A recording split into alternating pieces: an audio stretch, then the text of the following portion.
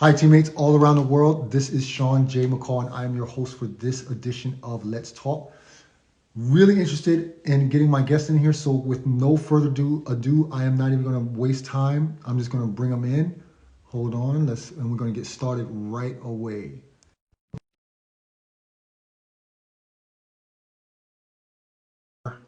Brunsvik, hello, yeah, that. uh, yeah, so he should be popping up or not. Let's check it out. There we go. I think he's there. There we go. Now we got him in. So, can you hear me, Matias? Everything good. Can you hear me? Okay. Yeah, I got you fine, loud and clear. All right, good. So, first off, thank you for joining my little show here.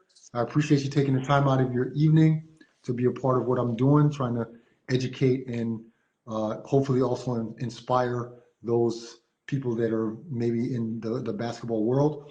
And I sometimes like to have coaches on here to get a different view and also talk about what you look for in import players, because of course I do a lot of things with import players or Americans mostly.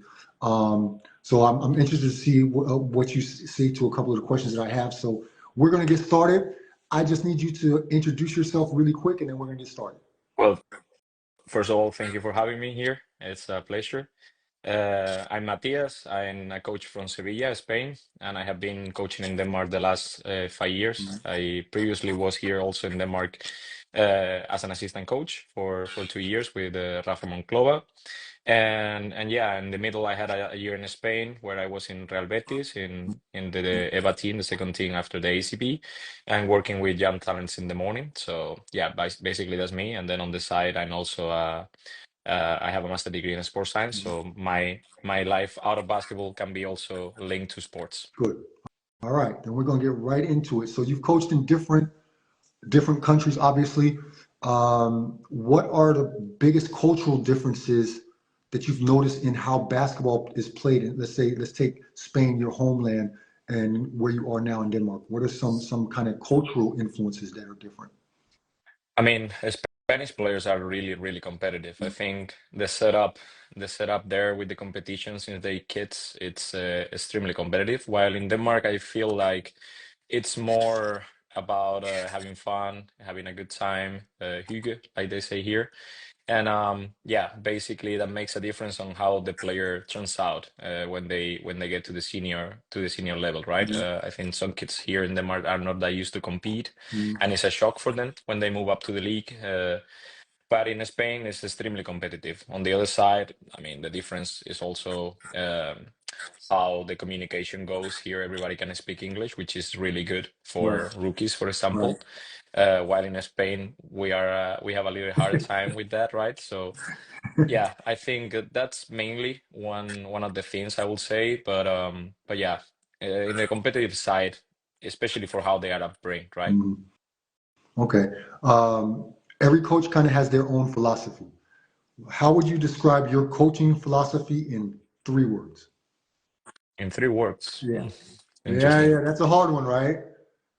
Defense, toughness, and running. And running. Okay, so let me deduct from that. So you are definitely a defensive minded coach that likes to get out and run modern basketball, get out on the fast break, and your players better be mentally and physically tough. I mean, at least we tried. And if they are not, then the one that has to be mentally tough is me because then I have to handle the situations, right? But yeah, that's mainly the basketball I have been enjoying, and the one I know and the one I feel is the good one, right? So that's the one I try to do. But I also try to adjust to the players I have also. I think the style that I have, it's in line with the team that I'm coaching right now because it's a really young team and it's putting the development first. So I think this actually fits quite well. Mhm. How did you get into coaching?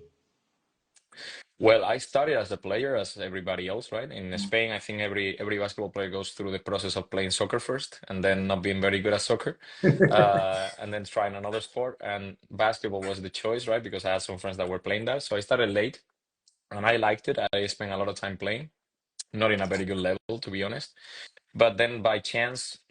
one day, one of the coaches of the small teams, under 12, got sick, and then my coach asked me, "Could you take this game because I have practice on the side?" Mhm. So I take that game. I was there helping out, and I liked it, and I felt like, okay, why not maybe becoming a coach, coaching here in the town, the small kids and stuff, and that's how I started. And then I changed also my pathway because I was thinking about studying to be a teacher, and then all of a sudden I decided to study sports science instead. So that was the start. Just a random day where somebody got sick, and I had to step up and help out.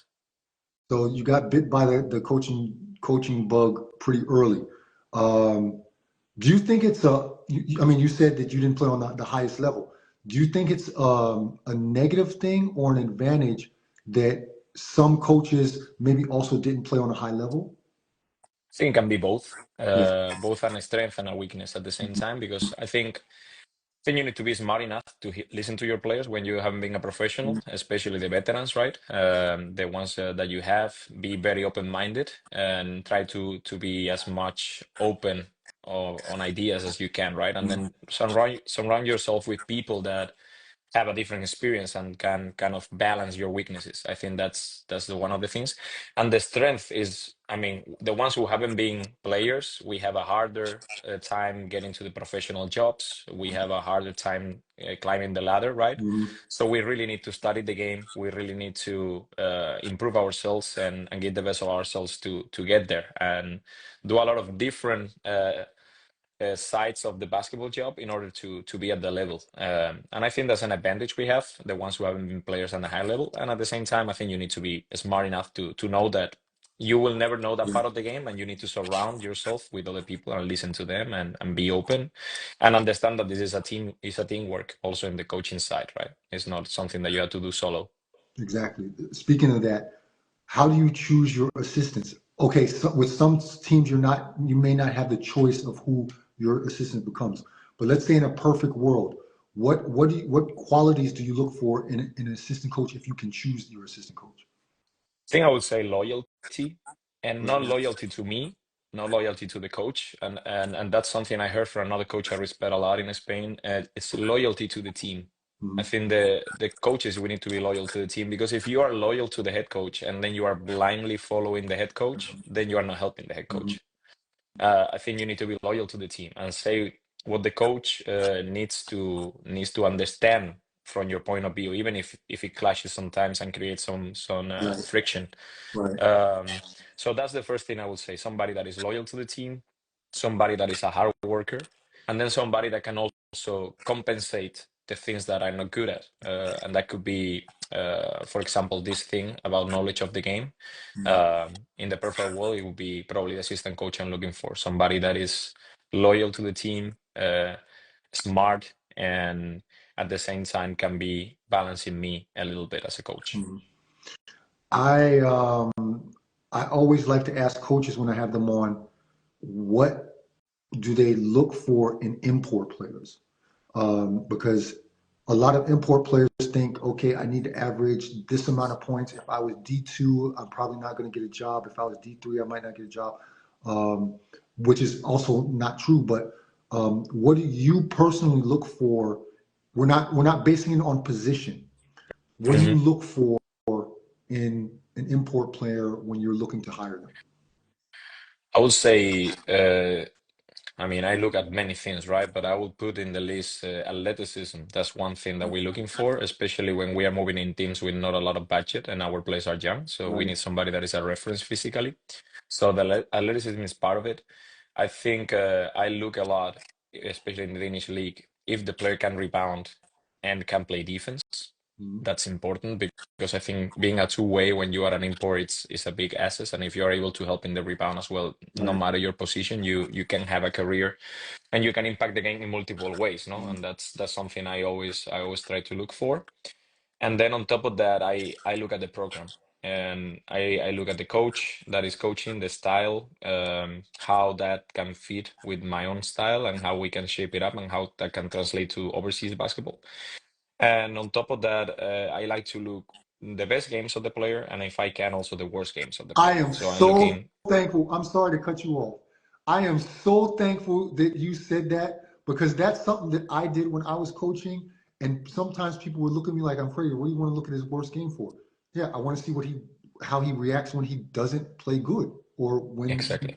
what does he do right after a turnover? And in my consultations with players, I tell them that all the time. I'm sorry, please continue because I love that answer. Please go ahead. Yeah, basically that. I mean, I think you need to see people at their best and you have to see people at their worst, right? And then that will probably give you an average. Mhm. Because it's useless if you have a guy that is going to be doing their best. I think sometimes we just focus on that, how this player plays at the best games, right? But then in the worst games is when you're going to see probably the moments that they're going to have in January when they're missing their families, Right. especially rookies. First time in overseas, I'm missing my family. I'm Mhm. not adapting to the game as well as I thought I will.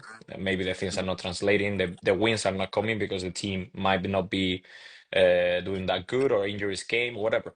So you need to see people at their best and you need to see people at their worst. And then that helps you make yourself an idea on what to expect, I think. Because if you only look at the good, you only know one side. And Right. I would love everything to be perfect always, but the fact is the seasons go up and down and things change over the time, right? So we need to be ready. Yeah, I totally agree with that.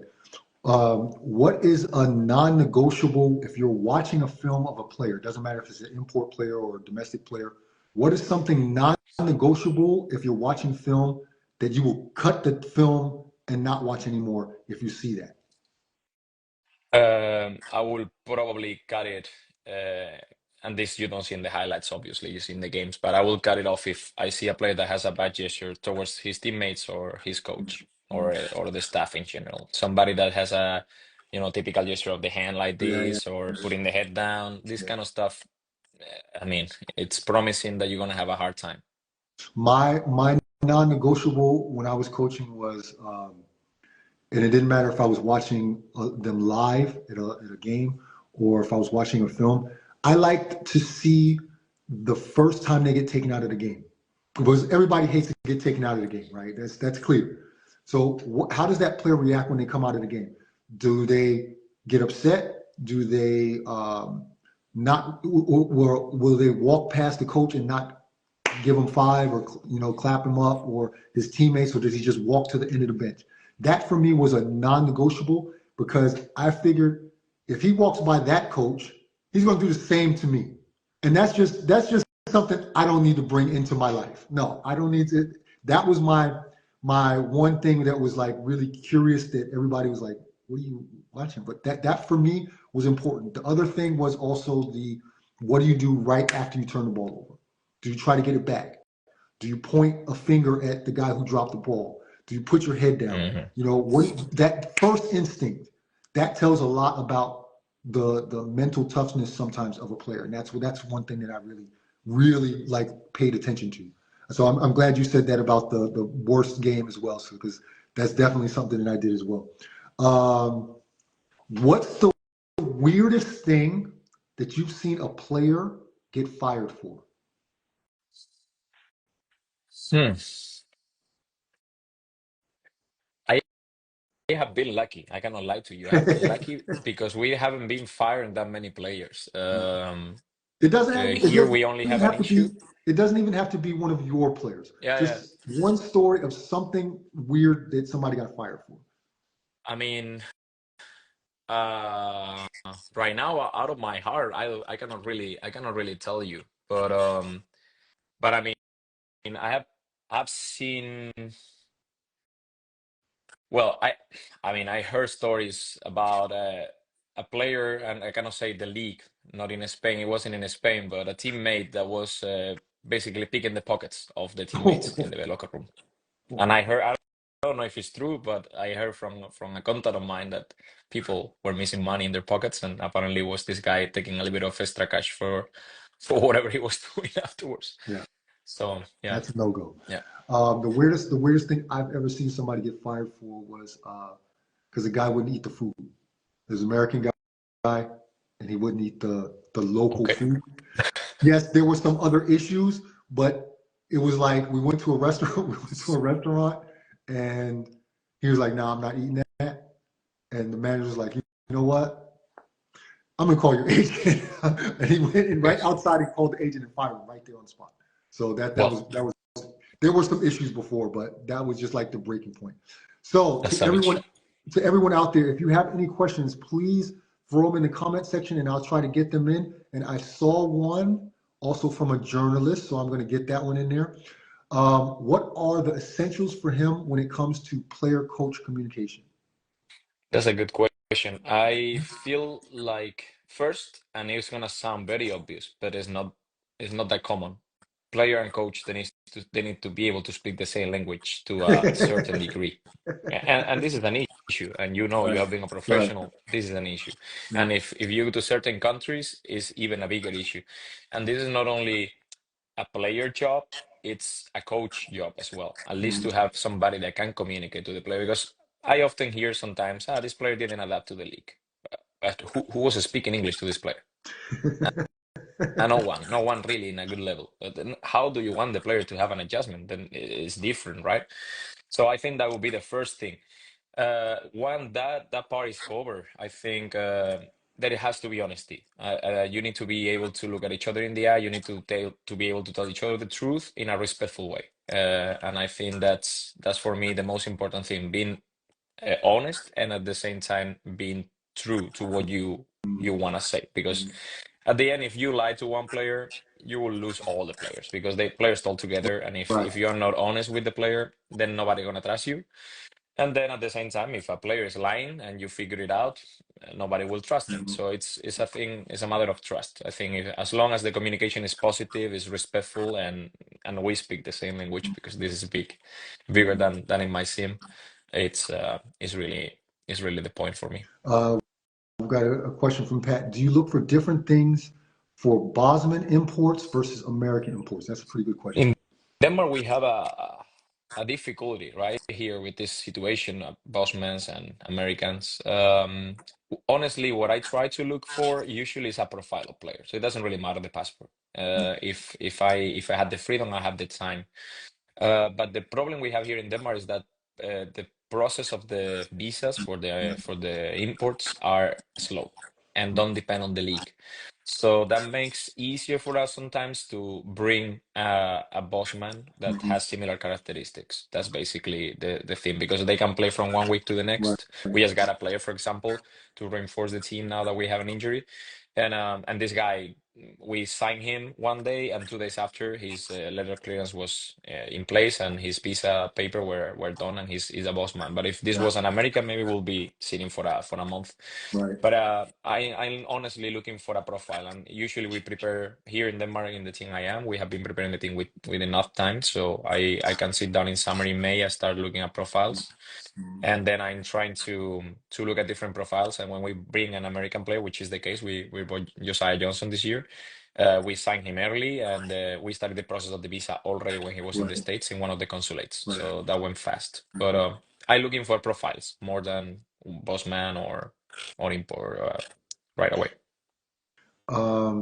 Players have like a lot of pregame rituals. You as a coach, do you have a pregame ritual? Do you have something that you pretty much do all the time? I changed it completely because once, it happened to me in Spain coaching kids. Still, I think it was my last year or my second to last year in Spain. And I always had this thing of going to the gym like 2 hours and a half before the game, sitting down on the cafeteria next to the gym and have a coffee. Um, and then I had this game, and my assistant coach was the one opening. And I will arrive in, and the place will be already shooting and stuff. And I will get in like 1 hour and 15 minutes, 1 hour and 30 minutes before the game. And this day, he forgot the keys. It was a mess. I couldn't have my coffee, and I had the worst game ever. And it's like, man, you know what? I'm gonna start having routines. I'm just gonna and I have never been a superstitious guy or anything, but in that moment I said I cannot put my focus depending on an external thing. I just have to Right. go through the emotion Right. and go down there and coach, and that was the trigger. So I don't really have a routine. Um, if you could compare your coaching style to a music genre, what music genre would your coaching style be? Well, I that gotta depends. say, before you answer that question, I gotta say your choice of music for the promo, like I get all kind of different music. That song, that was pretty dope. I was like, oh, that's a good music choice. I Okay, mean go that ahead. Sorry. You cannot go wrong with dire straits, right? But it depends. It depends on how much I'm getting annoyed. For it can be heavy metal sometimes, I would say. But I mean, in my head is kind of quick pace, yes, right? Yeah. Sometimes a little bit of yeah, swing might be, but I think people from the outside they see more hard rock and roll, I think. Um, what is the worst piece of coaching advice you've ever gotten? Mm. Where you were like, nah, I'm not Actually, following that. actually, when I started coaching really young, Yeah. and I got a piece of advice that I mean, I didn't ask for it, but I got told once, "Hey, I'm worried about you. You spend too much time in the gym coaching. You have to focus on this, and I think you should do all the things outside." And I doing plenty of things outside, but I like to be here. I wanna be here. So, and I think if I wanna be better, I had to pay the price. Thankfully, I didn't listen to that, but it makes you think sometimes, you know, if people tell you, don't spend too much time here."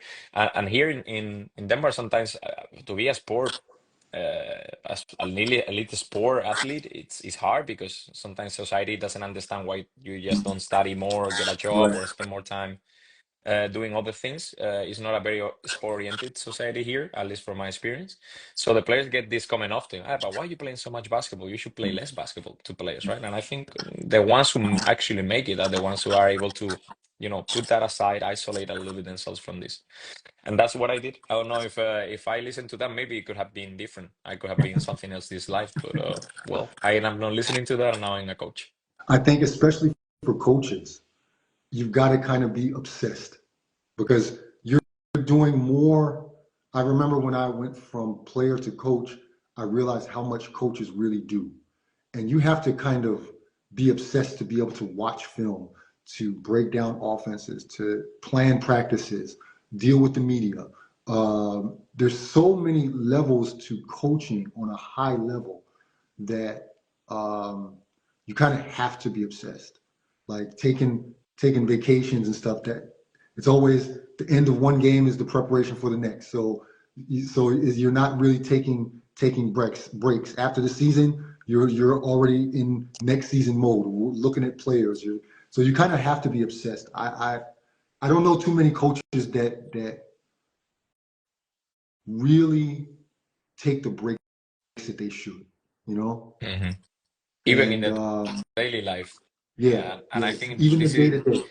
I think this is even more important than the long break in the summer. But finding some time every day for you, for Yeah. if you have your family, um, and isolate yourself from basketball a little bit and spend time for yourself, keeping yourself healthy, doing some sport, going for a run, the weight room, whatever, reading a book. I think that helps you a lot. And I have experienced the part of being obsessed to maybe a negative point before, Mhm. and now being a little bit more balanced. And I feel like I'm a better coach. I can help my players better. I mean, the jar is full, and when the jar is full, then you can pour yourself into others, right? If you Mhm. are kind of empty or half full, Mhm. it's more difficult. So I think it's important that coaches we take a step back once in a while and say, hey, I have to take care of myself in order to take care of the team as well, right? So, and we often forget that. If you could take one skill from any coach in the world, what skill would that be, and what coach would that be? Mhm. I think the ability to make things that are very difficult to teach or to make your team do look easy, Mhm. uh, very, very easy to do. And I would take that from Coach Pedro Martinez for Mhm. sure. When I see him, Valencia basket coach, when I see his teams play, they do the simple things really well, really, really well. And it looks very easy, but it's not easy to teach your players to do that. There is a lot of components to that. It's a lot of buy-in. It's a lot of communication. It's a lot of coaching behind that. So I don't know what is the skill called, but I would love to have that Mhm. one. Mhm. I wish sometimes, I mean, even now when I'm coaching under 16s, it's like, Sean, chill the fuck out sometimes. Dude, like, you're gonna have a heart attack on the sideline. I wish I could be a little bit calmer in the sense of let the players just play and not feel I have to control everything. And that I would take from Phil Jackson. How he sits on the sideline and just kind of lets them play, or used to let them play. Okay, he had some pretty good players, yeah. He could afford that, but Yeah, I've Kobe also Bryant or heard, Michael Jordan, you had to let them play, I guess. yeah. So, but I've also like read his books and how he was when he was in the CBA and things like that. That was just his kind of way. But I think to myself, like if I see pictures of myself coaching, I think, oh God, chill the fuck out, Sean. Oh, one of my former players is on here. He can definitely say, Evan, I know you can say something to that. Me and my hotness. So we got another viewer question. Which players did he enjoy watching in Europe this season? Let's go EuroLeague. Yeah, let's go to EuroLeague. I mean, I always enjoy watching teams more than players. I think Mm, sometimes we get too much mhm. in this thing of watching players, but I will say I'm impressed, and I have been impressed for a while with this guy with TJ Shorts Yeah, from Paris Basketball. It's like, I mean, the whole team of Paris Basketball was amazing, and when they were in Bonn also, they were amazing. But this guy in particular, man, the way he has to impact the game yeah, with the size he has and that speed, lefty. I mean, yeah. it's something different. But I really enjoy watching teams, as I said, and I think Paris is one of the teams I enjoy watching a lot, Mhm, also because of the style. mhm, And Valencia Basket, I had the luck of watching them play, and then I will say too that I have been following. I pay a visit to Hamburg to my friend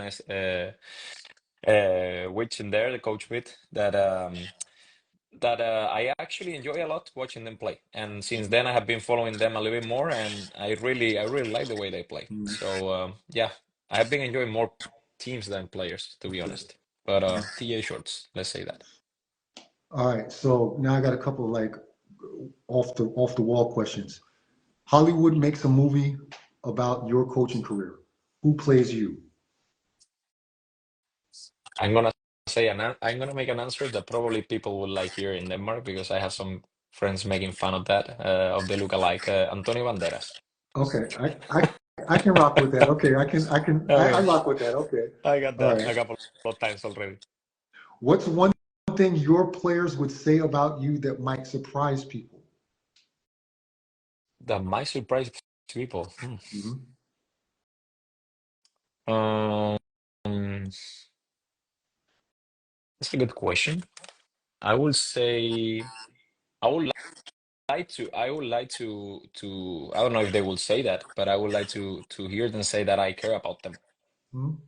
Yeah, that's a good one. Yeah, I mean if your players don't think you care about you, you care about them, then it's over. Then Thing from the outside might be difficult because I yell a lot and I get mad at them, and I'm very expressive. I'm very Spanish in that way, right? Very Mediterranean.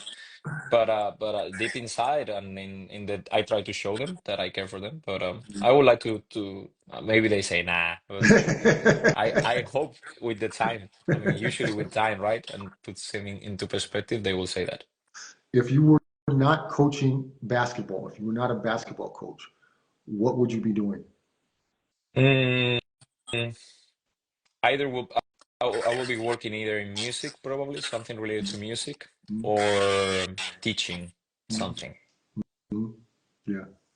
I mean, I've been lucky enough to coach or play coach, and now I'm also teaching. So that's a pretty dope job, actually. Teaching is a pretty dope job, and the vacations can't be beat. So if you're ever thinking about, those of you who are out there, if you're ever trying to think about a profession, teaching's where it's at. Um, if there was one game in the history of basketball that you wish you could have seen live, which one would it be? Hmm. When Spain won the first World Cup, Oh, oh, okay, okay. that one The for home sure. connection. Okay, I got you. I got you. Um, let's talk a little bit about Denmark. What do you like about Danish people that might surprise other people from different countries? I think uh, Danish people are extremely nice, Mhm. extremely nice in general. And it might be perceived like Nordic people is cold and Mhm. close and stuff. I think to get in circles in deeper is difficult. You have to spend a lot of energy and a lot of resources on that. But in general, how people out there are nice in daily life, right? The people smile you in the street. If you cross and the car stop, the guy in the car will smile. Uh, in general, yeah, how polite are they? It's really easy people to interact with. Really What easy. is what is something that is typical Danish that you see yourself kind of doing now? You've been there quite a while now. Mm. Stopping on the red lights on the when I'm crossing the street. Yep, that's I go to Sevilla when I go back to my hometown. I'm with friends or whatever, and everybody crosses when it's red and cars are not coming, and I'm standing right there. And yeah, that's a thing. uh, That's for sure one thing. we've got a question from one of the teammates here. Can you share the story of how hard it is to pass the coaching's license in Spain? It's hard. I mean, I don't know about now, but when I did my last my level 3 coaching, the superior one. Mhm. It's well, you do first an online phase with a lot of tests and a lot of reading. Now, Mhm. when you get there, they really, really push you, and they make you feel like you are actually in a professional job, and you have to work a lot. So you will stay overnight after the lectures. You will stay overnight working with a group of people that they put you together, Right. and you need to prepare in my case was Spain. We had a Spanish national team. We had to prepare for the basket that was coming that summer, so we need to prepare the games, do scouting, and prepare players practices, Wow. and it was extremely demanding, but uh, hands down the best basketball experience regarding learning that I ever got in my life. I I also have the top German license, and I remember there's more or less three levels: C, B, A. And when I did the B, as a former player, you think you know everything. You think you know all the stuff, right? And I took it very seriously. I didn't take anything for granted. But I remember being in one of the sessions, and they give you a topic. You have a demo team. They give you a topic, and you got 30 minutes that you can have to prepare a practice, for example. And especially being a former player, you think you don't understand what totally goes into preparing a practice. Man, I was terrible. I was so bad. And I remember afterwards, the instructor pulled me to the side. He was like, "Look, you're not a player. You have to think like a coach." And this was right after my playing career. This is like literally like the next summer after I stopped playing. So it's like you have to stop thinking like a player. You have to think like a coach. And that how he explained it to me was really really great. So the B for me, the B license for me was the biggest awakening. Like, wow, this is something that I really do want to do in my life, and it takes a lot more than what I've expected. So it's kind of like an awakening. The A was a repeat of the B, but with more confidence. After you pass the B, then you're like, okay, yeah, this is what I want to do, and then you kind of go into it, or at least I did, went into it a little bit differently. So I was definitely more prepared for the hard stuff. But then they also push you. They really and they throw like weird questions at you. One thing what I almost tripped up on when we had you have the three guys in front of you, and they're asking you like rapid fire questions and about basketball. And then he asked me something about in the game situation, and your best players are a 5 and a 1. What do you do? And I was like, I had the clipboard, and I was like drawing something up, and basically the only thing they wanted to hear was go pick and roll with your big and your guard, And I was making it all complicated, and they were like, "Sean, come on, like seriously, like pick and roll, pick your poison." And Yeah. that's it. So it was pretty dope, and I tell everybody, even players, that they should do coaches license, because then it broadens their horizon, and I think that's something that Europe as a whole, or overseas basketball as a whole, what they do a much better job than in the States. I mean, anybody can coach in the States. You just walk in the park and you're a coach, or whatever, you know. So I really learned to appreciate the coaching licenses, how they do them in Europe. So I think that's pretty dope. I've got another questions. I don't know. One thing. Okay. One thing that you've learned from your coaching that stuck with you your whole career so far. I think uh, I would say that you need to be you need to be a good person, and you need to be caring about the guys Mm-hmm. out of the court too.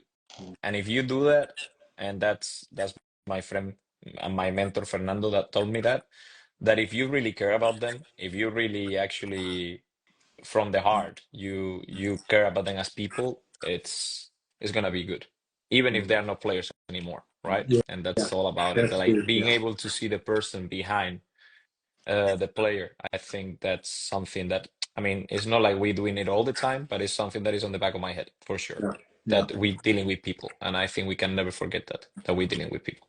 Yeah, that's a great answer, man. Because especially when you know also because you probably coach youth as well. You coach youth as well, especially when you're dealing with youth players.